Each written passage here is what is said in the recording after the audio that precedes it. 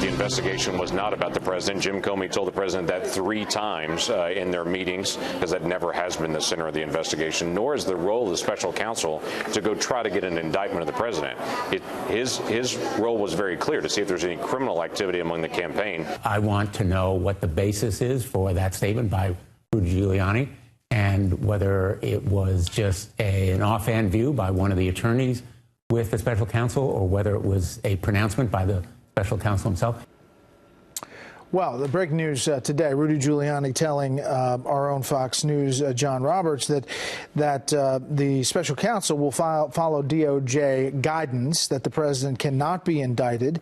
According to Giuliani, Mueller has no choice, and they're obviously pushing for this to come to a conclusion. What does this all mean? And let's look at what the Senate put out, the Senate Intelligence Committee and Judiciary Committee today.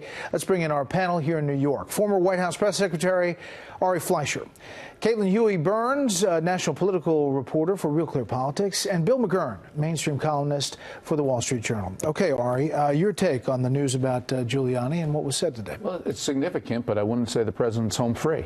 So long as there is a special counsel investigating, no president is home free, and neither is the staff or the people who worked on the campaign. We have to wait for Bob Mueller, and only then are people home free. So it is significant, because if Rudy Giuliani is right, and I'd like to hear this also from the Department of Justice and reinforcing what Giuliani said, then it's a significant sigh of relief in the legal sense. But as we all know from what Bill Clinton went through, this is a political exercise in addition to a legal exercise. The real jeopardy also becomes Congress and the American people. If the American people think crimes were committed, it will hurt Republicans in elections and hurt the president in a re-elect. So a lot more needs to be said. Now, having said all that, I still see no evidence of collusion. I don't think there's been collusion from the start, and particularly the most pernicious, which would have been any involvement from the Trump people in hacking Hillary or Podesta's emails and disseminating them, which is what this was all about. I mean, the other development was that the Bob Mueller team subpoenaed the social media director for Roger Stone today, and we also had the release of some Senate documents.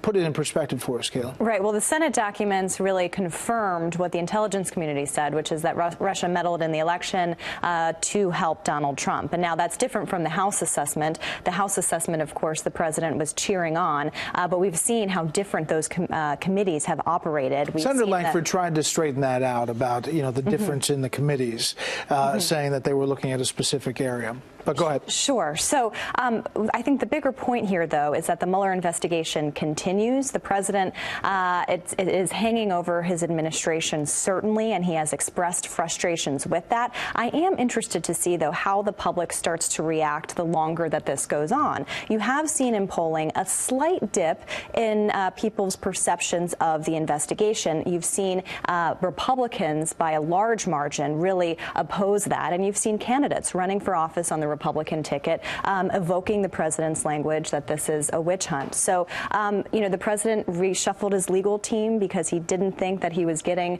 the best advice, and he wanted to have a more combative nature with the special counsel. And so we'll see kind of how Giuliani handles this in this new space. Bill, your take? Yeah, I think it was a good day for 2 reasons. One is I think it's good that the committees release their findings, because I think at the root of our system is political accountability, not criminal liability, but political accountability. And what the American people need is to know what happened. And the longer we go on, the more questions we have about our intelligence community and so forth. And it seems the less evidence there is about Donald Trump. So that's one side. The other thing, I think, Mr. Giuliani's comments is good. Think about what this says. The special prosecutor, who ostensibly works for the Justice Department, is going to follow Justice Department guidelines, and that's a news story. I find it incredible. I mean, I think the proper venue for most of this is Congress, and it's amazing to me that Congress has been stonewalled in its pursuit of many of the documents, and it's taken a backseat. We've kind of looked to criminalize political behavior when the first accountability should be to the American people through their elected representatives. There's a lot we don't know about the start of the investigation, and there's a lot that just does not add up with that. I mean, there's a lot of people looking at it, but Capitol Hill hasn't come to that conclusion either. No, and to quote Charles Krauthammer, this has been one of the greatest issues we've ever seen where it's all smoke and no fire. And this is what we keep chasing. And this is why I keep coming back to the core issue. Did anybody in the Trump campaign work with Russia to hack Hillary or Podesta's emails or work with WikiLeaks to disseminate them? The answer is no, and nobody yet in 2 years, almost 3 years, has come out with any evidence to support either of those. If the answer is no, what are we doing? Where is this going? We're indicting people for financial fraud and other things having nothing to do with the president? Fine. It has nothing to do with the president. Anything come from in your assessment of that transcript, the 2,500 pages from the Trump Tower, struck you that Donald Trump Jr. didn't know whether his dad knew or not? What right. struck you? Well, the interest in this meeting, of course, is because of the question of collusion, right? Whether Trump associates were amenable or open, receptive to any help from Russian agents. And what we don't know is what Donald Trump Jr. knew or didn't know. I thought it was interesting how he said that he didn't really talk to his father about it, but he also said in various exchanges that he didn't know or couldn't recall. And so I think this provides a more detailed assessment of that meeting, but still I think there are a lot of questions. I think the broader question, of course, is when will this wrap up and what will come of it? You've had lots of indictments on Russian meddling, of course, that the administration has acted on, but on the issue of collusion, you do have a lot of people asking, when is this going to be answered? Final word on this, and I want to do a round on North Korea. Yeah, well, you know, my saying is special counsel's corrupt, independent counsel's corrupt, absolutely. There's a reason we're at this stage and we're finding no evidence and we're going on. So it'd be nice if we do get to a conclusion. I agree with Caitlin. I think also a lot of people are getting tired, but they're not getting tired because of the search. They're getting tired that they're not seeing, as Ari says, any hard evidence. We keep sort of spinning our wheels. The pages today are sort of interesting. They give a lot more detail and granularity.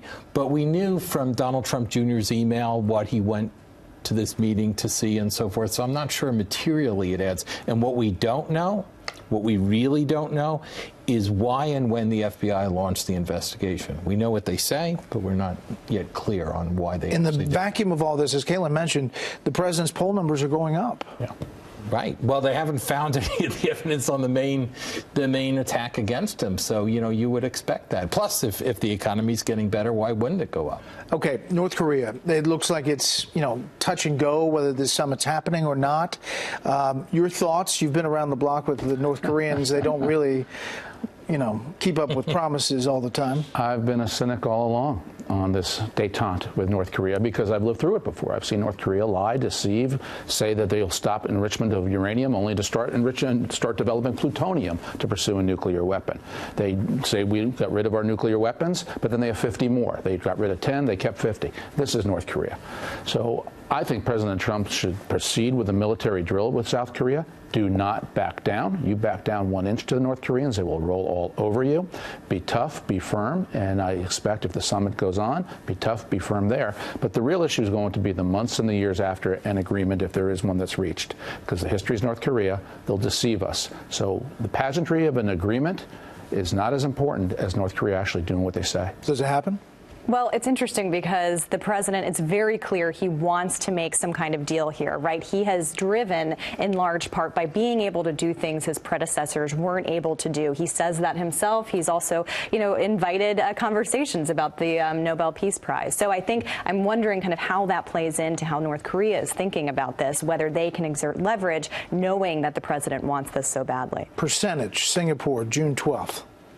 Yeah, well, I think there will. I think there will be a meeting. I'd say 90%. I think that they'll meet because it's always in the North Koreans' interest to meet. They make an agreement that they don't frequently abide by. Look, I think Ari's right. We have to keep our eye on the ball. All right, the ball here is not letting them to get the capacity to strike the United States with a nuclear missile. In a way, it's Donald Trump's red line.